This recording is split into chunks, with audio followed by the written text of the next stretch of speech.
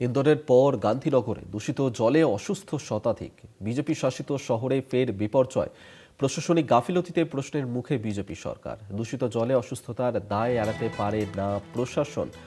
ইন্দোরের পর এবার গান্ধীনগরে, সেখানেই দূষিত জলে অসুস্থ হয়ে পড়ে শতাধিক মানুষ। বিজেপি শাসিত শহরে ফের একবার বিপর্যয়।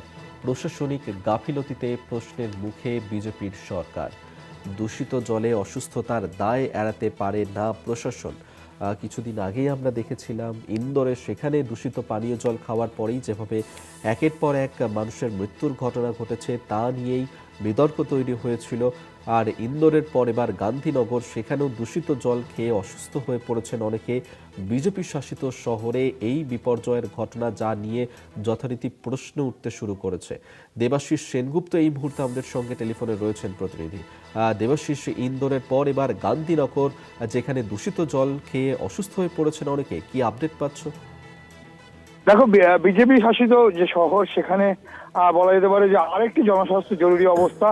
এবার গুজরাটের রাজধানী গান্ধীনগরে, সেখানে দূষিত জল পান করার পরে প্রায় 100 জনের বেশি লোককে হাসপাতালে ভর্তি করা হয়েছে। ইন্দোর থেকে গান্ধীনগর পর্যন্ত প্যাটার্নটি উপেক্ষা করার অসম্ভব হয়ে উঠেছে। অর্থাৎ বিজেপি শাসিত শহরগুলোতে মৌলিক জনস্বাস্থ্য সুরক্ষা ভেঙে পড়েছে।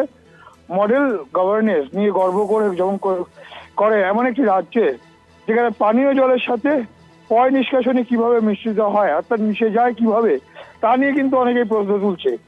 পাইপলাইনগুলো রক্ষণাবেক্ষণের জন্য কে দায়ী ছিল, এবং এই লোকেরা অসুস্থ হওয়া শুরু না হওয়া পর্যন্ত কেন ফুটো অপেক্ষা করা হয়েছিল? হাসপাতালগুলো ভরাট শুরু করার পরে কেন তাদের অধীনে কর্তৃপক্ষ সবসময় জেগে থাকে? এটা কি সেই অবহেলার একটা মূল্য যা সাধারণ মানুষকে দিতে হয়েছিল? অর্থাৎ সব মিলে একাধিক প্রশ্ন উঠছে গুজরাটের রাজধানী, যেখানে বলা যেতে পারে যে একদম খোদ দেশের প্রধানমন্ত্রী তার রাজ্য, দেশের স্বরাষ্ট্রমন্ত্রী তার রাজ্য, সেখানে কিভাবে অবহেলিত হচ্ছে সাধারণ মানুষ। এবং সেখানে দাঁড়িয়ে সেই জল খেয়ে, দূষিত জল খেয়ে প্রায় 100 জনের বেশি লোককে হাসপাতালে ভর্তি করতে হয়েছে।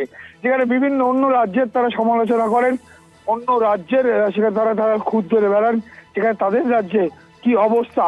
আর এ নিয়ে কিন্তু কোনো কমিটি বা কোনো তারা কিন্তু দলবে না। এটা যদি অন্য স্টেটে, অর্থাৎ বিজেপি বিরোধী রাজ্যে হতো, তাহলে দেখা যেত সেখানে একাধিক কেন্দ্রীয় সংস্থাকে পাঠিয়ে দেওয়া হতো এবং সেই সরকারের উপর চাপ সৃষ্টি করা হতো। এক্ষেত্রে এ নিয়েও কিন্তু প্রশ্ন তুলছে তৃণমূল কংগ্রেসের পক্ষ থেকে। অর্থাৎ বিজেপির যে শাসিত রাজ্য, এবং সেই রাজ্যে প্রায় দূষিত জল খেয়ে 100 জনের বেশি তারা হসপিটালে ভর্তি হয়েছে, যা নিয়ে ইতিমধ্যে মুখর হয়েছেন বিরোধী রাজনৈতিক দলগুলো, পাশাপাশি পশ্চিমবঙ্গের শাসক দল তৃণমূল কংগ্রেসও। ধন্যবাদ দেবাশিস তোমাকে। দেবাশিস সেনগুপ্ত আমাদের সঙ্গে টেলিফোনে ছিলেন প্রতিনিধি।